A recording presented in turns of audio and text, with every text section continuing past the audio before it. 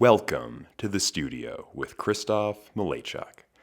After 2 weeks in the lovely state of Florida, I am now back in Boulder, Colorado, recording this episode yet again from my rented duplex. Florida was a very interesting destination, very fun. I was staying at my buddy Graham's uncle's lake house, a beautiful property in a gated community, and I even recorded an episode of the podcast with Graham, episode 9. He was my first ever guest on the podcast. It was very fun, and for the first many minutes of the podcast, the primary topic of discussion was one of Graham's cousins, and in particular, his cousin's ideas. Now, I'm very pleased to announce that since that podcast came out, his cousin is now a subscriber. And I think that we can all take something away from his anti-vax conspiratorial cousin's way of thinking. And it's this. He rated the podcast 5 stars, and so should you. So thank you very much to Graham's cousin for subscribing, for rating, and for being a listener of the studio. Florida was a really cool place to be because since about March of 2020, I have lived in a world in which COVID exists. And in Florida, COVID doesn't exist. It's very interesting. People live their lives totally normally, and that was very refreshing. Now look, COVID is definitely real, and it was definitely a bit less safe to live in a Floridian lifestyle. But it was neat. When I got there, I would be, wearing my mask a bunch. Then when I left, I was wearing my mask a bit less. And if I had stayed in Florida for, let's say, 2 more weeks, I probably would have started yelling at people, calling people names if I saw them wearing masks. And if I had stayed in Florida for 1 more month, I might have started an anti-vax club. But fortunately, I was only there for 2 weeks, and now I'm back in Colorado, and I have a re-equilibrated sense of what is true and what isn't, because Florida can be a bit misleading. But upon returning to Colorado, I looked up some news, and I saw that India is not in a great place COVID-wise. And this impacts me directly. And I'm very concerned because the studio is an international podcast. It has listeners in primarily the United States and Canada, but the country with the 3rd greatest amount of listeners to this show is India. So thank you to all my Indian listeners, but I'm really worried about the COVID situation in India because I don't want my listeners to die. Because just as this podcast is taking off, getting big, getting hits internationally, I can't afford for the country with my 3rd largest user base to undergo some sort of apocalyptic situation that leads my listeners to die. I need views, I need hits, I need numbers, I need shares, I need follows, I need ratings. And for that reason, I extend my best wishes to the subcontinent of India. I hope everyone there is safe. I hope everyone recovers and that you continue listening to the studio with Kristoff Malejczuk. So shout out to the country of India. When I was in Florida, I could best describe the situation as being luxury sans culture. This gated community, I don't think I've ever been in a gated community before. Now, it might be unfair to say that there wasn't culture in Florida because I have since learned that gated communities are a component of the culture of Florida. But it's a pretty bland culture.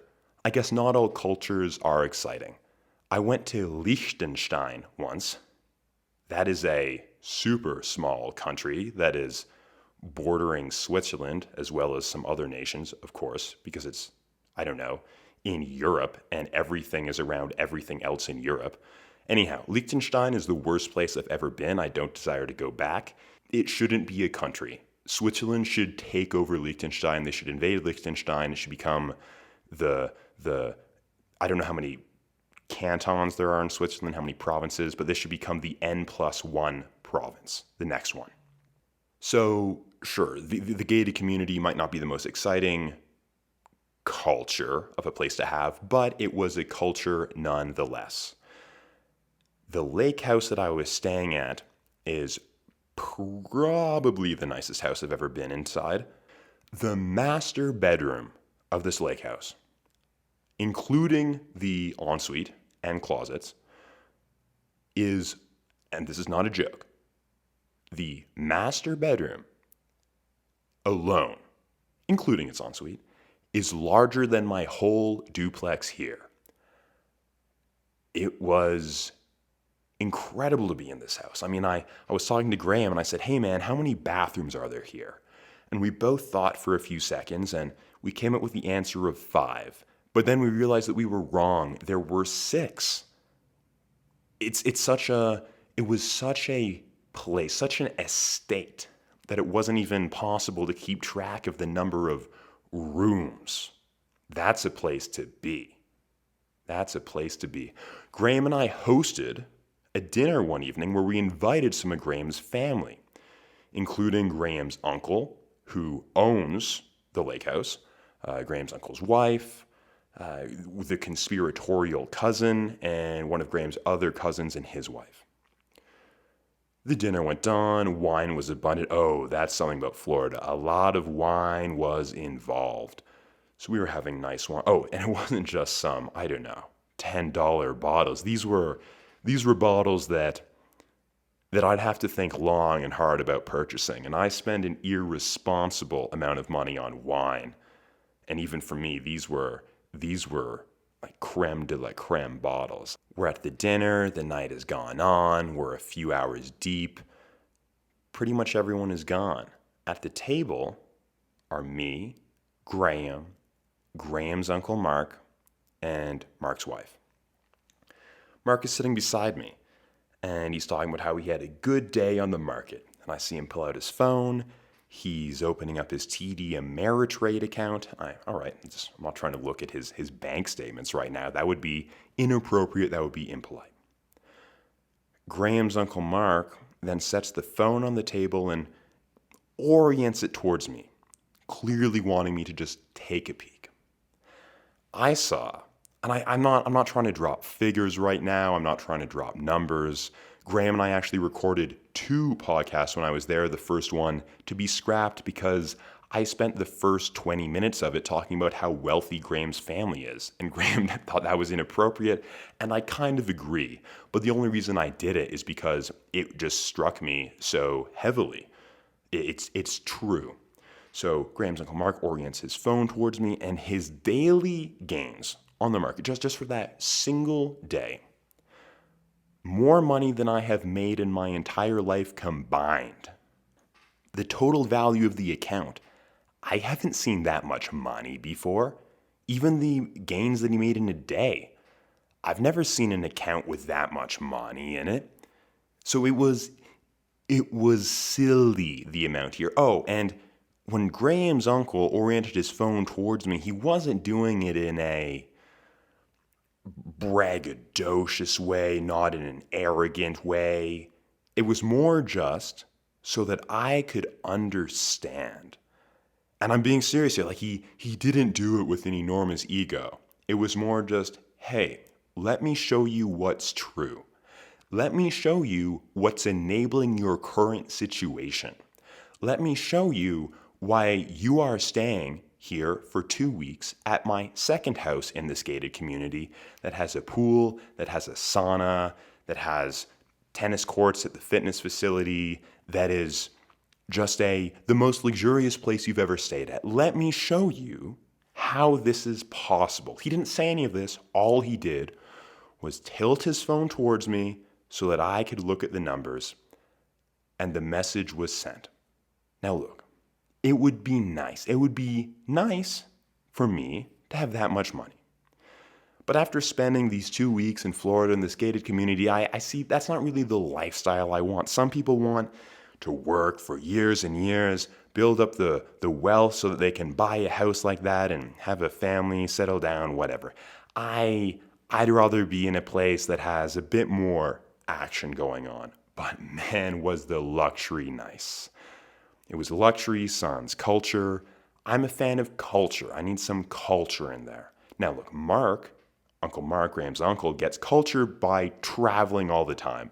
Maybe a bit less during the pandemic, but outside of the pandemic, he's hopping on trips to Europe, to other places in the States, to God knows where. So he's seeing culture other places all the time, and then when he comes back, he's coming back to a place of luxury.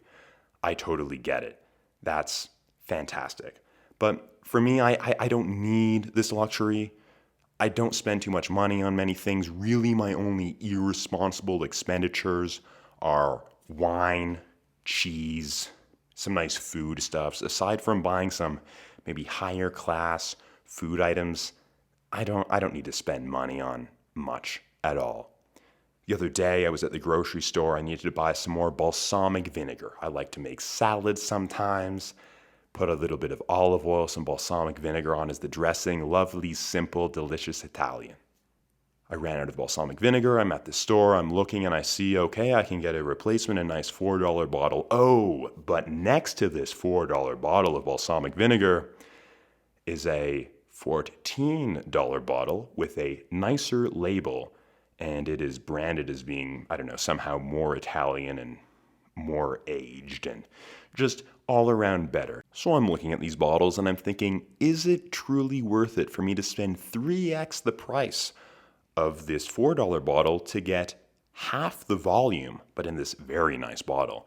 And the answer was yes, get it now. So that's a vice that I have. That's what I'd like to have some money for. And I could give this stuff up if I had to. It wouldn't be an issue, but that's the one place where I'm really putting my money to use. Otherwise, just buying stocks, buying crypto, that's about it. So this gated community in Florida brought with it a life of luxury.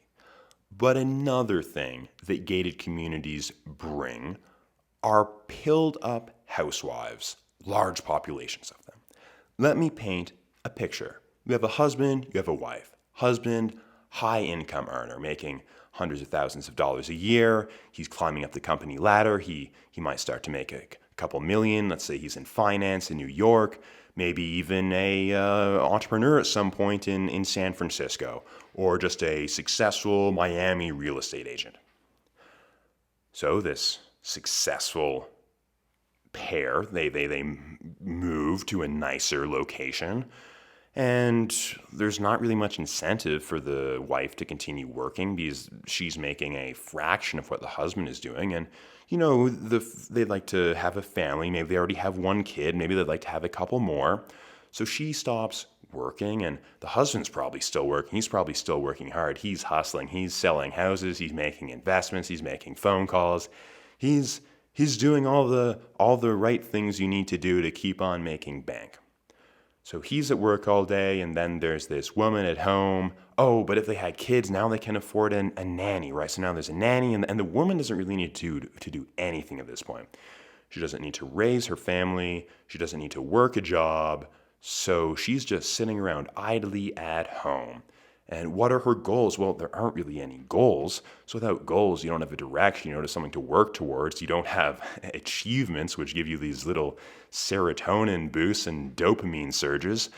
So you're just kind of floating. You don't really have a purpose. And then in this community, there are going to be a lot of other people in similar situations because it's very common. You know, you have these extremely disciplined, competitive, high-status men on, let's say, Wall Street, and they're going to meet women and marry women who are working regular jobs, even successful women who are making also a few $100,000 a year. But let's just say in some of these cases, the man is just making so much more. They move here, so there's these communities of women who aren't working anymore, and they all have nannies. They don't need to look after their kids. They have nothing to do. And they get together during the day and they'll be talking, and then one of them will say, hey, you know, my therapist, he sent me to a psychiatrist and got me prescribed this anti-anxiety medication. And things are so nice. Why don't you talk to your therapist about this, or I'll send you to my therapist and he can refer you to the psychiatrist and then you can get this medication. Think, oh, well, like, I don't know about drugs and like taking anti-anxiety. Like right now, I just drink too much alcohol. Yeah. But over time, they're in this community for weeks, months. They realize, let me try out these pills. My life isn't that good. I'm just day drinking. I can hardly look after my kid when the nanny is gone. I'm absent-minded. I have no purpose. My husband doesn't love me anymore because I used to be so young and fit, and our relationship wasn't really founded on great principles. He found me to be very physically, sexually attractive, and he was super rich, and I found that status to be attractive, and now I'm not so good looking anymore, and he's working all the time, and I don't have much joy out of life, and we're not having sex anymore, and I'm just not feeling that great. And what is the point of anything? I'm just living in this life of luxury, and it's so empty. It's just empty luxury. So then eventually, this woman, she goes to her to this therapist that her friend recommended. She talks to the therapist about the problems, and he says, well, have you ever been on anti-anxiety medication? I mean, it sounds like you're just in this state of turmoil and having a hard time coping with this directionlessness. She's not depressed per se, because depression, they're going to give her some drugs, like say serotonin reuptake inhibitors, norepinephrine reuptake inhibitors. She's going to be jumpy and bouncy all the time. That's not what she wants. She wants numbness. And the therapist knows that. The psychiatrist knows that. So what about these anti-anxiety meds? We could get you maybe on some Xanax, some Klonopin, some Valium, whatever you want. They're not going to list these. They're just going to say something anti-anxiety. She's going to get one of those, Xanax, Klonopin, Valium. Then she'll get the bottle. She'll take a pill, and oh, wow, a lovely numbing sensation. This stress, this anxiety of really not feeling like I was living up to what I needed to do is gone. And that's fine. You can just live your days in this floating state because you don't have to do anything. You don't have to raise your kid. You have a nanny. You don't have to make money. That's what your husband is doing. And then you can just go to this social circle of your friends, and you're all talking to each other, and you're all on these benzos, and life is fine. Life actually isn't that good, but life is now tolerable. You just are. You might be in a bit of a daze sometimes. Someone might say, hey, Jessica. And on the third time is when you'll finally look over. They'll say, you've been staring at the blank TV for the past 20 minutes. And then Jessica will say, oh, okay. And then turn the TV on and do the exact same thing, not even absorbing what's coming at her, because it doesn't matter because she's in this numb, floating state. How beautiful. So in these communities, in these gated communities, my point is you get a lot of pilled up housewives. Now, I personally didn't experience any. There were 2 women in Graham's family that I met, and neither of them were pilled up or showed any signs of it. I absolutely don't think that they were. But I did talk to Graham's cousin's wife, not the conspiratorial cousin, the other cousin. I talked to his wife, a lovely lady, and I presented her with this theory. And she agreed wholeheartedly.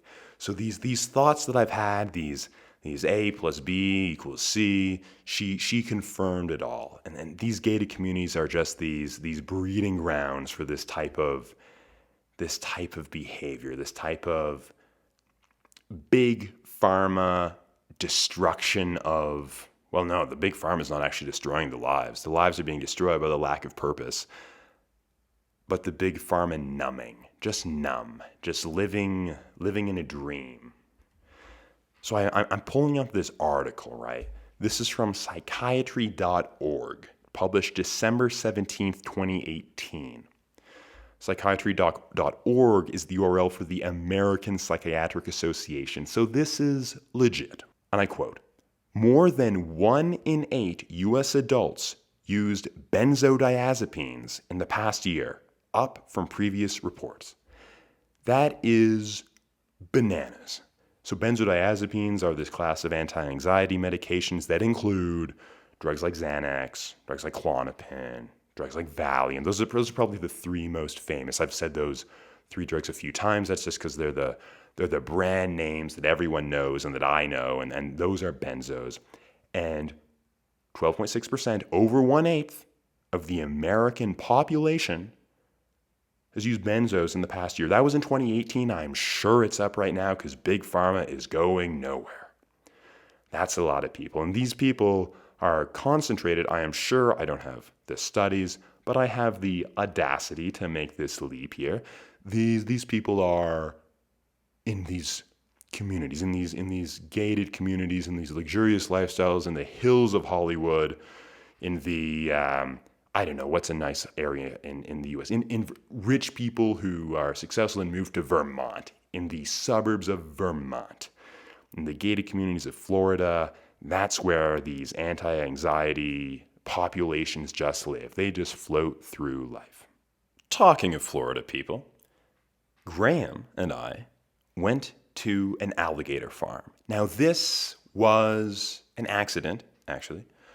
The intent had been to go on an airboat tour. An airboat is one of those boats that can go very well in the swamp because it consists of effectively a flat platform that is powered by a huge fan. And the propeller of the fan turns, and that's what propels you through the water. So you don't need much depth, and that's important in a swamp because that's pretty much what Florida consists of. It's land that is surrounded by swamps and some lakes and rivers, but a lot of swamps. But in the swamps, you can see the alligators, so these boats are perfect for just cruising around swamps and seeing alligators. So we thought we would go and try to see some alligators, which are very well known in Florida. Florida's famous for its alligator situation. We thought we would cruise around on an airboat and see these alligators in their natural habitat, a wonderful thing to do in Florida. We'd be outside for the day. It would be fun.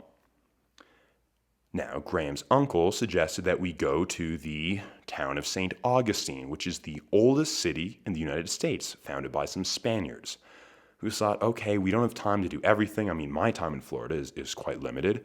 And then his uncle mentioned that there was an alligator farm that was on the way to St. Augustine. So we thought, okay, let's get 2 birds stoned at once. On the same trip, we'll see the alligators at this alligator farm and see St. Augustine. So we pull up to this alligator farm, and the thought would be, okay, they are, I'm not exactly sure like what the full picture would be, but it would be more or less alligators roaming free in their natural habitat with maybe like some enclosure around them, but not a small enclosure. They'd probably have a few acres to be roaming around in. Well, we pay the tickets, we go inside, and the first thing we see are these small cages that have these alligators, other animals, other reptiles, and they all look dead. It was so immediately depressing. Like I wanted to leave after stepping 1 meter inside. Then I to look 90 degrees to my left, and I see these beautiful birds in the smallest cage, like they can't even fly. And it's like, oh man, this is a zoo. And not a nice zoo. Not like, I don't know what a nice zoo is. I think there's a New York Public Zoo. That's probably a nice zoo. I think San Francisco has a zoo. I think that might be a nice zoo.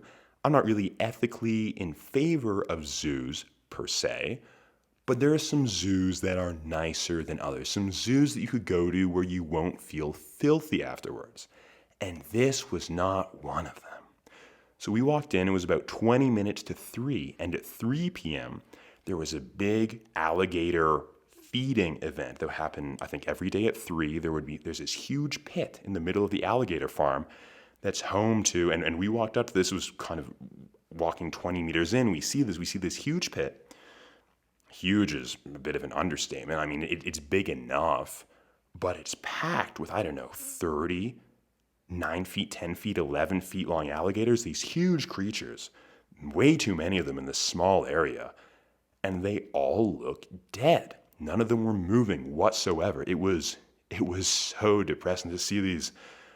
I guess alligators are old creatures, right? I think they had very similar ancestors to alligators around in the time of the dinosaurs. Maybe even alligators themselves. I don't know. I'm not an archaeologist. But we see these alligators, and just way too many of them in way too small of an area. It's so depressing. So, okay, well, let's walk around until 3. We'll watch the feeding. That might be the least depressing thing we'll see, and then we'll leave shortly thereafter. So at 3 o'clock, we were there maybe a couple minutes early. We're at the enclosure, and we could just jump over. There's not a huge barrier to keep you out. It's just a small wooden fence, and then they're in a pit below. All of these huge alligators, way too many of them in way too small of an area. So we get a viewing spot. Just a crowd has formed all around the pit there to watch. So then one of the employees of this alligator farm comes out onto a platform. He's wearing a button-up shirt that has the logo of Alligator Farm on it. That was the name of the place. It's actually just called Alligator Farm, in case you want to know, so that you can send them hate mail. Not that I encourage you to do that, but if you did, it would be a morally correct thing to do. And my biggest regret about going there is that I supported this establishment. I mean, it wasn't, I got to see some horrors for a bit under an hour, which it's not the worst thing to be reminded that this exists. It makes me far more likely to contribute to conservation charities and to not return somewhere like that. But I just regret that they got $30 of my money and $30 of Graham's, because I'd rather they got none of ours and were shut down by some animal rights group. If anything, this should be reported to PETA. Anyway, at 3 o'clock, this employee gets onto this platform. He has a mic. A huge crowd is formed to watch the alligators get fed. And some of the alligators, 3 or 4 of them, 3 or 4 of the 30, see that he's there, and they know that it's time to be fed. So they so slowly go over to him. They're not healthy. These creatures, these killers, are just overweight, sedated, and half dead. So he has this bucket of meat, and he starts dropping it in, and it's not even impressive to watch these alligators eat. I mean, they're not aggressive about it. They're just eating. It's depressing. And then this I'll call him a zookeeper, for lack of a better word.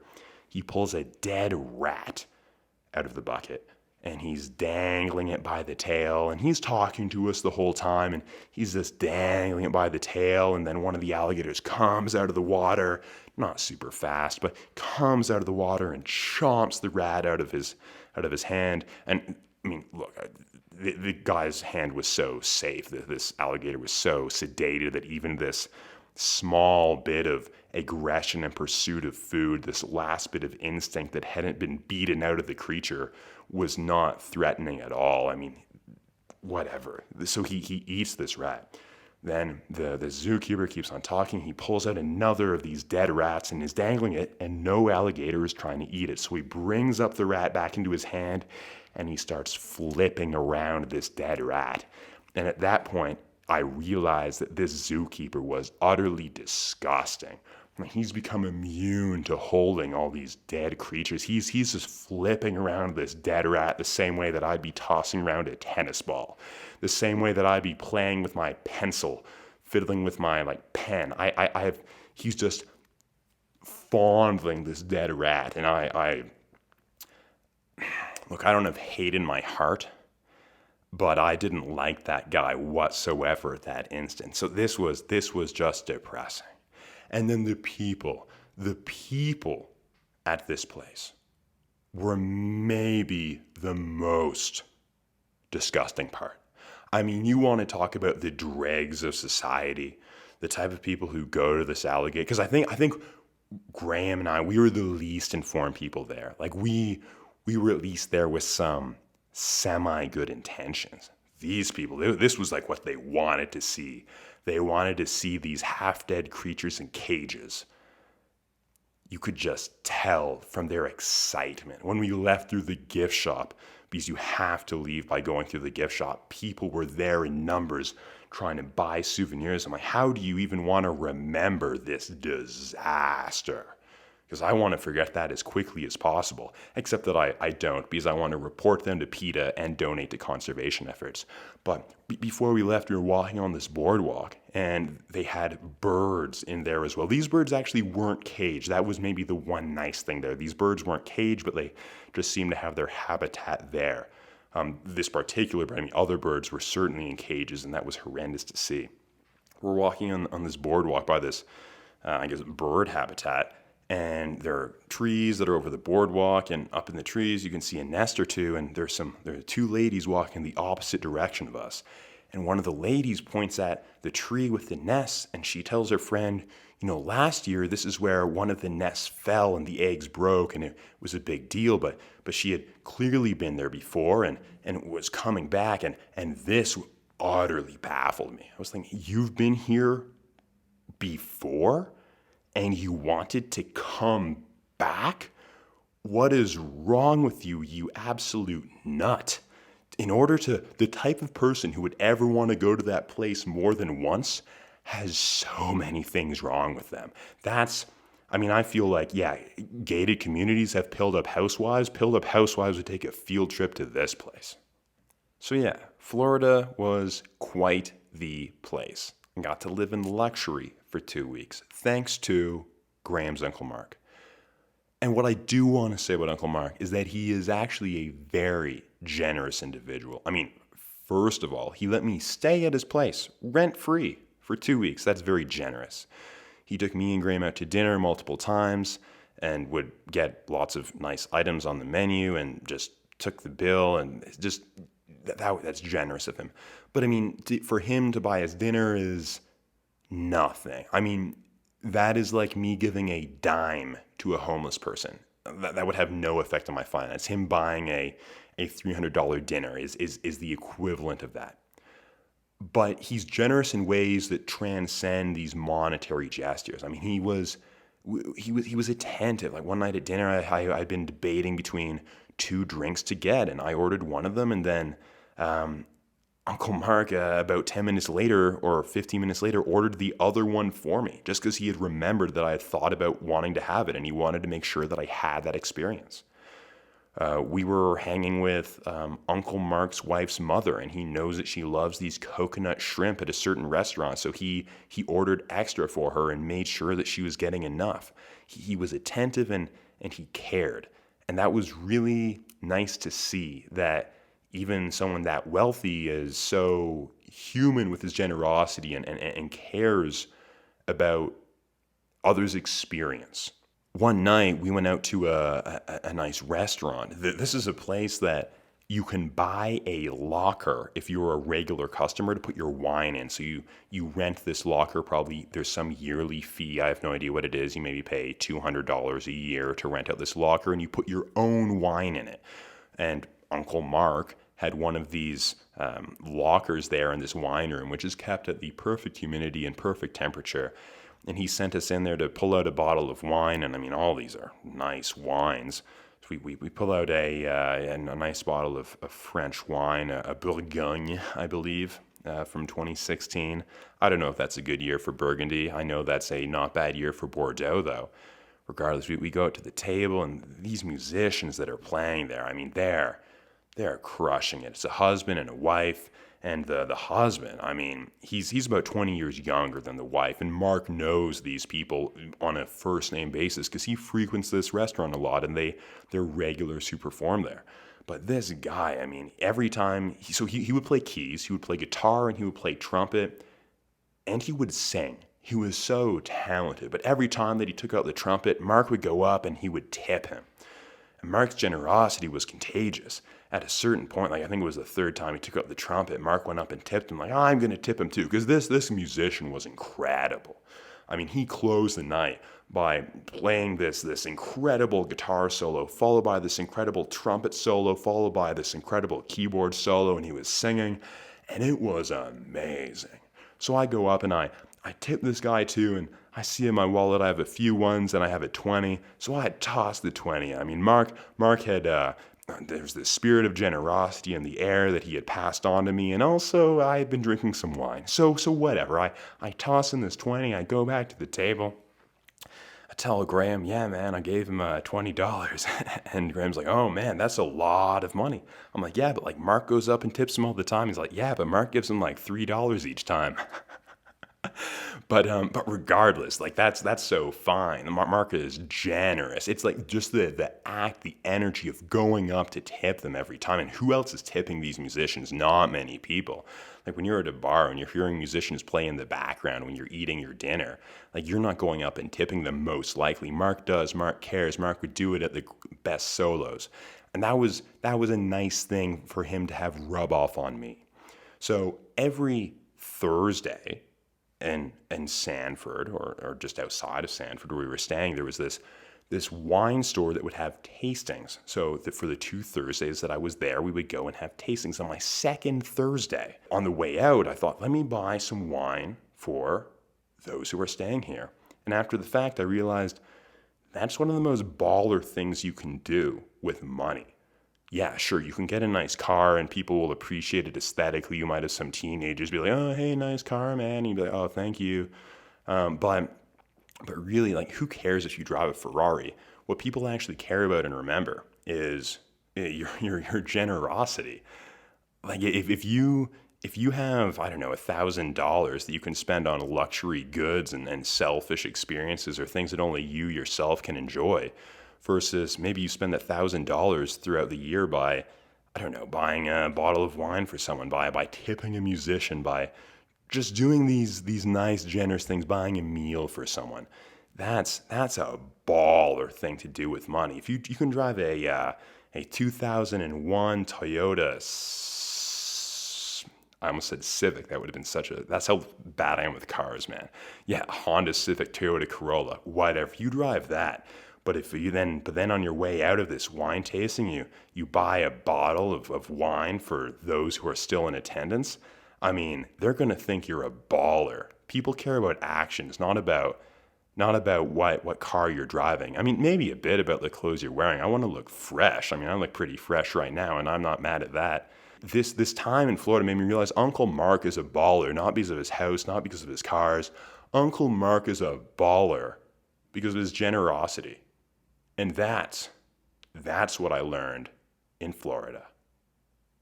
If you have friends who listen to the Joe Rogan Experience, still to this day, if they listen to the Joe Rogan Experience and they like it and they listen to every episode and they're really into Joe Rogan, if they do that today, you should do one of two things. Option one, cut them out of your life. Option 2, keep them in your life, but tell them about the studio with Kristoff Malejczuk, because this is good content. Yeah, sure, Joe has like millions of listeners. Who cares? This is actually a good podcast. This is an entertainment show. Thank you so much for listening to episode 10 of the studio with Kristoff Malejczuk. As you know, you can get this on Spotify. On Spotify, follow. You can get this on Apple Podcasts. On Apple Podcasts, you can subscribe and you can rate and you can review. And I thank you for being entertained, for listening, for following. Follow me on Instagram at Malejczuk, at MALEJCZUK. That's my last name.